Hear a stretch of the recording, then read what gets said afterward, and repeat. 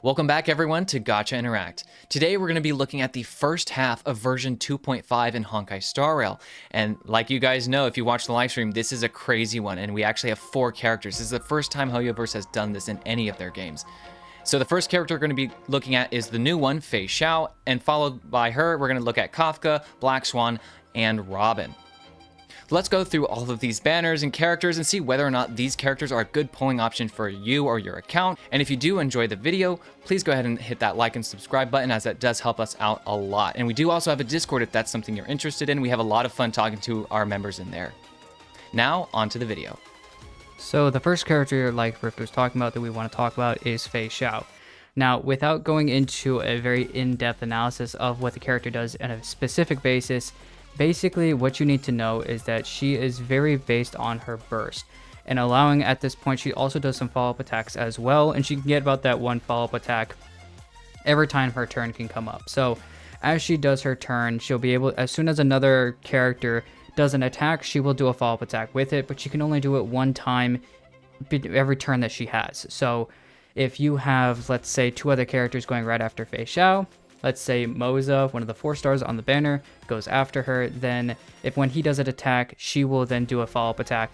But the character going right after that, if they do an attack, because her one attack or follow-up attack has been used up, then it won't happen until she gets her turn again, and then it resets. So you only get one of those per turn, but it's still nice because the follow-up attack damage is still pretty good.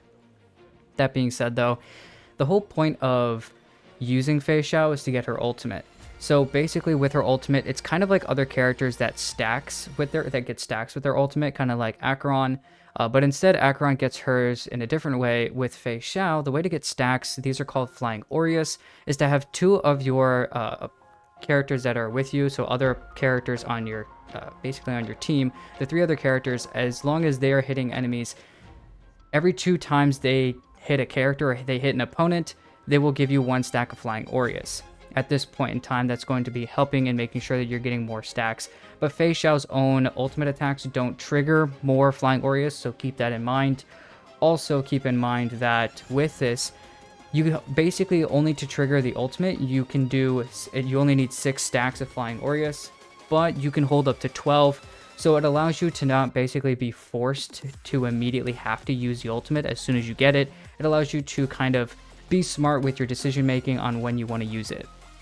There are also 2 types of attacks that you can do while you're inside of your ultimate.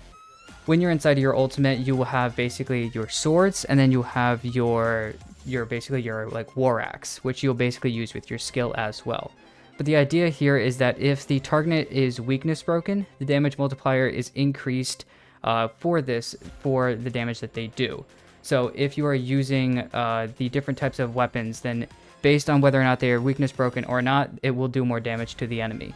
So on a very broad basis, you want to make sure that you're constantly getting a lot of either follow-up attack help from other characters in the team, constant attacks, so characters like even your support units, even your sustain, characters like Aventurine are going to be extremely good because he can still put out a lot of attacks, and he even has follow-up attacks, which just allows more chains of attacks to get more stacks for characters like Feixiao, to make sure she's getting more stacks of Flying Aureus. That's the entire idea, is to make sure that your other characters on your team are going to be doing lots of attacks by the next time that Feixiao comes up. Next, let's quickly look at Kafka and Black Swan. Now, these characters are both very good with each other, obviously being DOT-focused characters, so if you are trying to build a damage over time team, they're both very good characters for that, the best in the game for it. So let's look at them real quick. Kafka, basically with her skill, this is the one you want to be using. She's going to trigger all of the DOTs that have been placed on the enemy. Now do note that with her skill, she's not actually inflicting shock. She does that through her ultimate only. So you want to use Kafka's ultimate when you have it to apply the shock, but then also the ultimate as well is going to trigger all DOTs placed on the units too. So what Kafka kind of focuses on is being able to apply shock for your team, but also having other team members to put on the burn, bleed, or whatever other DOT you're using. And Kafka basically triggers them manually, which is pretty cool. Now, with her basic attack, she has it, and you pretty much never want to use it. You want to use her skill as much as you can to trigger those DOTs and get extra damage. But on top of the skill, it is nice just because of how a DOT just because of how a DOT team works, the enemies will be taking damage over time, right? Hence DOT, when they go to take action. So Kafka just kind of enables you to trigger the DOTs more of the time, as well as having really, really good damage too. So now looking at Black Swan, she is a wind character who's focusing on DOT, and if you have Kafka, obviously a great character to put them with. But Black Swan can also be used in some other niche kind of scenarios. If you're not maybe using the optimal setups for Acheron, she's actually okay to use with Acheron just because she's applying so many debuffs all the time, and she has some good personal damage as a 5-star character. Now, if you're using a traditional DOT team with Kafka, what Black Swan does in a nutshell is, with her basic attack, she's going to be applying Arcana, which is in her kit, her little thing, and Wind Shear. So you're going to get the wind damage over time, and the higher stacks basically that an enemy has with Arcana from Black Swan, the more DOT damage they will take, and it stacks very high. With her skill, she's going to basically do a defense shred while also applying Arcana and also hitting multiple targets, whereas the basic attack only hits the single target that you go for. So you want to use Black Swan's skill as early as you can in the fight, but after that, just know you don't actually have to use it as long as the opponent you're targeting or fighting already has the defense shred. It's actually better to use the basic attack because you're still applying Arcana and you're being skill point efficient that way and allowing Kafka to always be using her skill, which you want to do, like I stated earlier. So what Black Swan's ultimate does is it's going to inflict a status called Epiphany on all enemies for 2 turns. And while these enemies are afflicted with this, they're basically just taking increased damage in their turn. And why that's important is because in a DOT team, when an enemy goes to take action, they take the DOT first, right? So while they're inflicted by Black Swan's ultimate, they're just taking more DOT damage, which is great for those DOT teams. Now taking a look at another character, or the last character that we have in this 4-banner character kind of run, we're now looking at Robin. In a very basic sense with Robin, she's everything that you would really ask for in a support character. A very good harmony unit, for which the likes very similar to what you'll see in characters like Ruan Mei and Sparkle. Now, with her skill, she'll be able to increase damage, basically just a huge damage buff to all allies. Depending obviously on your talent level, it'll be a certain percentage. But also with the ultimate, she will go into a concerto state, which is going to make sure that she can't do anything while she's in her ultimate state. But it does, you know, if you've seen her around basically going into that state, she's just singing and you'll basically have that song playing in loop in your head forever, as long as she's in this state. Also, keep in mind with this state, it is increasing all allies' attack at the same time based on Robin's own attack. So while you're doing that, she's also going to be doing extra damage on top of this while she's in this state. For every attack that your allies are going to do, Robin's going to do an additional hit of physical damage. And also keep in mind with this, she is immune to crowd control but debuffs. So knocking her out of this is going to be obviously not impossible for the crowd control as well. So a lot of debuff help for her own self to make sure that this buff is consistently going. Even one of her talents increases allies crit damage. Once again, everything that she's basically going to be going for is making sure that she's giving a huge buffs consistently to a lot of her teammates. Now taking a look at Lightcones really quickly, guys. In a very basic sense, when we look at Lightcones, you guys want to focus into thinking about a few different things. There are 4 characters, and honestly with this banner, I know it's very difficult because Kafka and Black Swan are the best DOT type of units that we have right now in terms of making that DOT team. Thankfully, Jiao Cho also brought some validity to that recently. But even still with that, some really, really good characters that a lot of people are either going to go for Lightcones for or just go for the characters themselves. Robin has been a very high value character, some of which we haven't even seen in the game yet, just because of how amazingly strong she is for so many different characters, whether that's follow-up teams in a character like Feixiao, or in other teams as well as just a straight damage and attack support.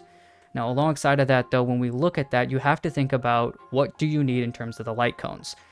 In terms of the Lightcones with Star Rail, the Lightcones are very specific to the characters that they're on. Usually you're never going to put someone else's Lightcone on another character. So in a basic sense, what we really need to look at for Lightcones is whether or not that Lightcone is going to be good for the actual character and whether or not you should pull it, which we'll leave for the question section a little bit later. Talking about that question section, Rift, could you go ahead and start us off in our summary section on our first question? Yeah, of course. So jumping right into these, the first question we ask you guys is, do you actually need any of these characters on your account? Basically, how valuable are they to you? And so when we think about this question, you got to think about the elements or paths or just different roles on your account that you have already filled and what you don't have filled to kind of better decide what your account kind of needs based on what it's lacking. And so sometimes that changes for a lot of different players. Some players have a lot of DOT, so they're trying to get something else. Maybe you have the break team and now you want to go do a follow-up team. So maybe Feixiao, so like it changes, right? So when thinking about this question, and I think with Feixiao, I just mentioned, Feixiao is a follow-up character, but that's not all. Because there's a lot of other things going on in the kit, even based on whether or not the target is weakness broken. So Feixiao in general seems to be like what we need for hunt characters, because I think hunt characters were really getting overlooked and just kind of not power crept, but overpowered by the other types of characters that can hit multiple enemies. That goes with destruction, erudition, and even, the break team, right? Because, well, Firefly's destruction. So a lot of the times the content had just been throwing a lot of enemies in scenarios where the AoE was just usually better. So it's very hard to make a case for hunt characters. Not that they can't clear the content, they can. But I think Feixiao is definitely something we needed, at least. And so when looking at a character like that, I think one of the first things you think about is, well, do I need wind on my account? And if you don't, well, hey, Feixiao fills that for you. Do you need a hunt character? Once again, Feixiao fills that for you. And so those are just some basic things to think about. And you would do the same thing with Kafka, Black Swan, and Robin. I think with Kafka, Black Swan, between those two, I really think you're trying to go for the DOT team specifically. I wouldn't pull Kafka for any other reason. If you're not doing DOT, then don't pull Kafka. I would say the same thing for Black Swan, but if you want Black Swan, you just like her, she can be used in some other weird, scenario teams, but it's still not the best option. So, and with the kind of game that Star Rail is, really pushing the end game content, I wouldn't pull Black Swan unless you are pulling Kafka or already have Kafka, and likewise with Kafka, like I just stated. And then finally with Robin, she's a Harmony unit, so she's going to be a good pull really for all accounts. That's the one exception, I guess, to the rule is Harmony units you can't really go bad. You can't really go wrong with. Even if you already have Ruan Mei or Sparkle, Ruan Mei is still like an okay character, but if you are, I guess at that point would say, if you are lacking damage characters and you need to build a new team or something like that, then maybe that's what you should be focusing on, maybe something more like Feixiao. But Vixen, what are your initial thoughts on this? I totally agree. I think that usually with Feixiao, you're really looking for kind of a new team. I really wouldn't say that most players at the beginning of the game should be pulling her. With Star Rail, it's a little bit more difficult because of how hard the endgame content is, how hard the content in general is. Teams in Star Rail are very specific. This is how the team works, and this is objectively the best team. This is usually how Star Rail works. It's very difficult to go outside of that. And so when we start to talk about things like follow-up and stuff like that, that is quote-unquote out of the meta, it's just, once again, just difficult to get things done. And so with that, once again, it's not saying that they can't clear content. It's just like Riff said, it's just very difficult to kind of get... It's very difficult to be very nice and easy to get cleared through content. And so I think that overall, like Riff was talking about, if you want, Kafka, Black Swan, they are great characters. And if you're looking for Robin, she's a great support character that you can never really go wrong with. Feixiao's probably the one on this banner that I would say most people are going to be skipping, just because it's a little difficult to want to actually pull her, because at that point you're going to need a lot to make that team work. Once again, if you're pulling Feixiao, you should probably be pulling Robin, or you should already have Robin. And so that's already a 1 for 2 if you don't have. Never mind the other support characters in the team. Getting Aventurine is another great and best support for her, as I talked about earlier. So there's just a lot to go with those specific teams with follow-up, and they're very necessary for what the supports that they need for. But going on to the next question that we have, the next question is, what kinds of teams are you trying to build? I've already talked about that kind of a little bit right there, which is with Feixiao, follow-up attack teams. Usually you're just trying to make your other characters in the team hit as many times as possible, whether that's Moza or Aventurine. the new March 7th, going for Hunt March 7th, lots of extra follow-up attacks to consistently hit enemies over and over again to get stacks of Flying Aureus for Feixiao. I think overall, that's kind of the major idea of what you want to do with her. But once again, getting that team to where it needs to be, it can be a little bit difficult. Now, looking at Kafka and Black Swan, Kafka and Black Swan are really only ever going to be in DOT teams. Black Swan, I know, can be thrown into an Acheron team, but once again, if we're talking about the best teams that you want to be throwing them into, that DOT team has been time proven and time tested, and no matter what, it still does really, really good on a lot of different things, whether it's pure fiction, whether it's just anything. The amount of damage that it can output still over this amount of time for an early character like Kafka is still absolutely insane. Never mind both those characters, we have Robin, who has joined the Harmony units pretty recently, and she has made quite a splash. A lot of people have wanted her, and for good reason, because once again, just the amount of buffs you can give, never mind the Eidolons we'll get to in a minute, it's just an extremely good character. Pulling Robin should probably be at the height of what you want to pull for in these 4 characters, in my personal opinion. And yeah, and that's something I could definitely agree with, just because the nature of a Harmony character, right? If you already have these things, then it's kind of obvious that Robin is a pretty good pull. Next, let's quickly look at the question of, are the Lightcones even worth it? And we did briefly touch on these more at the beginning of the video.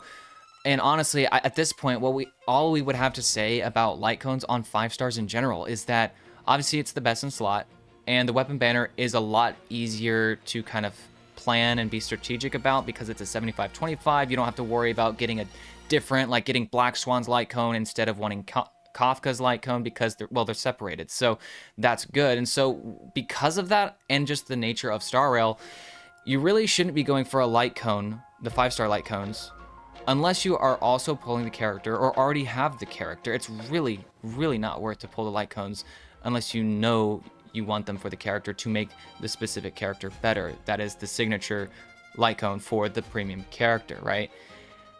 Outside of that, I would say stay away from the Lightcone banners unless you really need it, because there's a lot of 4-star options that work very well, especially with Kafka and Black Swan. There's a lot of 4 stars like Fermata, etc. I could get into that, but we're just not. And then the same thing like for Feixiao, for example. Yeah, pull her Lightcone, because I think out of the 4, honestly, pulling her Lightcone is actually going to have the highest value because she's a damage dealer. Usually damage dealers really like their Lightcones as far as value goes, whereas the supportive type characters and just characters like Kafka and Black Swan kind of being a little bit unique here, they don't usually need it unless you're just, for some reason, you're not satisfied with the damage, or you can't seem to get that little bit of edge, or the content seems to be beating you or whatever. Feixiao is going to really like it, but even then, don't really need to, because you have things like Cruising in the Stellar Sea, which is a free-to-play friendly 5-star Hunt Lightcone that you can get from Simulated Universe. And so because of all of those different factors, I would just say stay away from the Lightcone banner unless you're going top notch for the character, right? Or you're gonna also be pulling Eidolons, right? So stuff like that.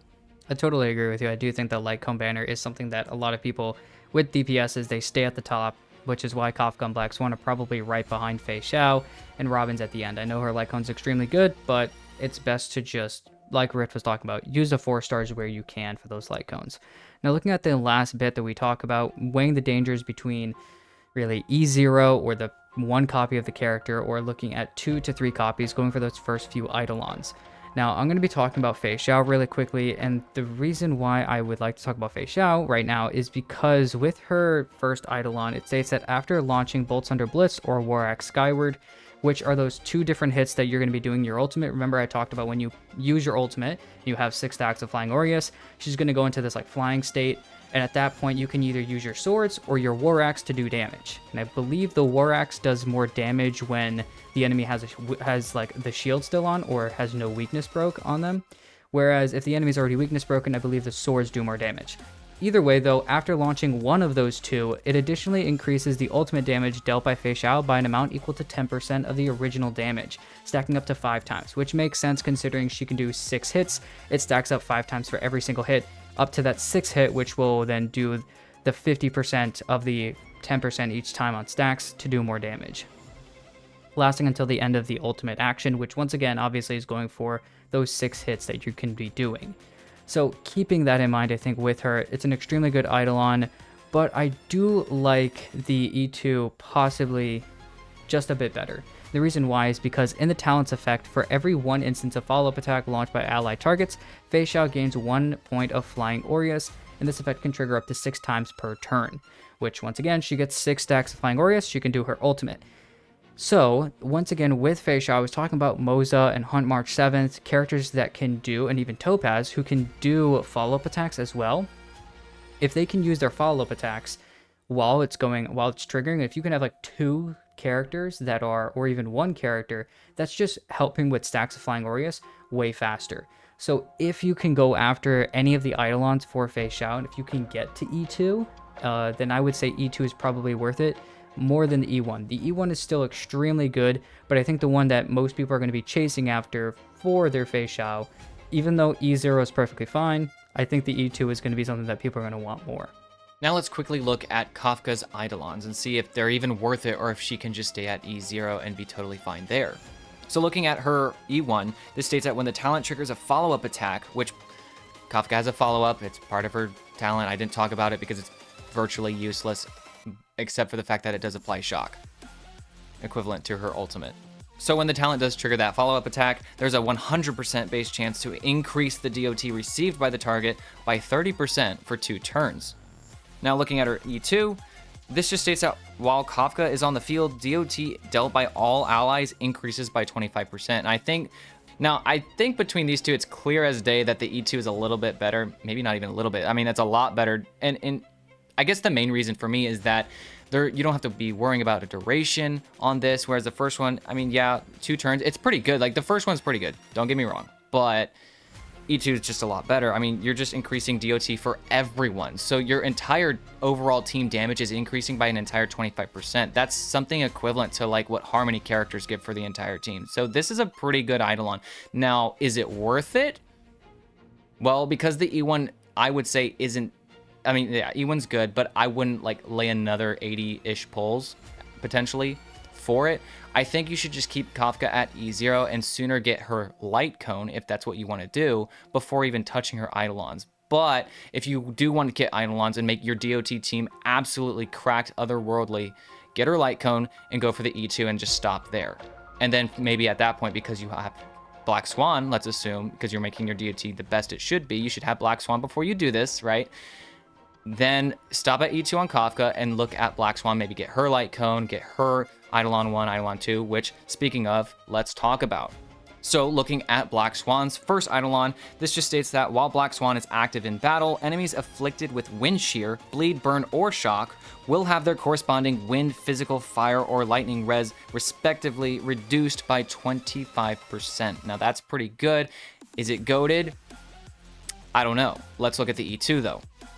When an enemy target afflicted with Arcana is defeated, there is a 100% base chance of inflicting 6 stacks of Arcana on adjacent targets. If you don't know how Black Swan works, this is amazing because you want to have or try to be getting to 7 stacks of Arcana because it triggers a much greater effect. You're going to deal more damage, okay? Let's just keep it simple. So this is a very good E2, but much like Kafka, you should be going for the Lightcone first if you're wanting to get any more than just 1 copy of her. Go for the Lightcone first. And if you want to make her goated or just make your DOT team goated, then yeah, go for the E2. You could also go for the E1 and sit there, but at that point, I would just say stay at E0. If you're not going for E2, stay at E0. Well, now that we've talked about the other 3 characters, let's go ahead and talk about Robin and looking at her in general for her characters, for her Eidolons. Now, looking at the first Eidolon, it states that while the Concerto state is active, all allies, all type resistance pen increases by 24%. Now, if you guys know anything about other types of Harmony units, this is very similar to what Ruan Mei can do in her ultimate. So it's basically giving you, while getting another copy of Robin, giving you a free Ruan Mei ultimate when you're already popping your ultimate for Robin. So it allows Robin to just basically steal from another Harmony unit's kind of thing and make it just really, really good for her characters that she's going for. So I do think that this E1 is probably very sought after just because of how well it could be. Looking at the E2, it states that while the Concerto state is active, all allies' speed increases by 16%, and the talent's energy regeneration effect additionally increases by 1. the reason why this is so good is because if your ally speed is increased by 16% or gets a faster turn order, then it's going to be happening faster and you can get more turns in before Robin's ultimate ends. So if you can get more speed over time and try to bump characters before Robin's next turn comes in and she'll enter ult, you can bump up more characters to get ahead of that. You're making sure that you can do more damage because of all the buffs that come in the ultimate, never mind from the E1 as well. So a very, very good Eidolon. But like Rift was talking about, with a lot of your Harmony units, we really don't need any of these Eidolons. Honestly, for all these characters, I don't think any of the Eidolons are really necessary. I would actually, like Rift was talking about, go for Lightcones instead on all of them. But if we're talking about, if you already have the Lightcone with Robin, then I think looking at Robin's E1 is probably, in my personal opinion, more favorited than the E2 pretty much every day of the week. So for me, I do like the E1 more than the E2. But I once again do think that E0 sits perfectly fine with her. Yeah, and I would totally agree with that. I just like that the resistance pen increased by 24%, like you mentioned, it being basically having Ron May in the team. Like, that's really good, guys. That's a major damage increase for the entire team. So I think with Robin, like you're saying, it's more of a stair step where you can, sit on E1. You could sit at E0, sit on E1, sit on E2, and all of those you're fine. It's not like if you get the E1, it's like, well, now I got to go for the E2 because it's so good, and E1's kind of like the, rite of passage or whatever you want to call it. So yeah, I think that's a good way of putting it. Well, we hope that this video could help you decide on whether these characters or light cones on these banners are good or correct for you to be pulling. As always, if you have any suggestions, comments, questions, go ahead and let us know down in the comment section whether or not you guys understood what was going on and certain ideas. If you guys do have questions, please do let us know. We'll try to get back to you guys as soon as we physically can. But yeah, besides that, make sure to like, subscribe, and also check out our Discord as well. Thank you again for watching the video, and we'll see you guys in the next one.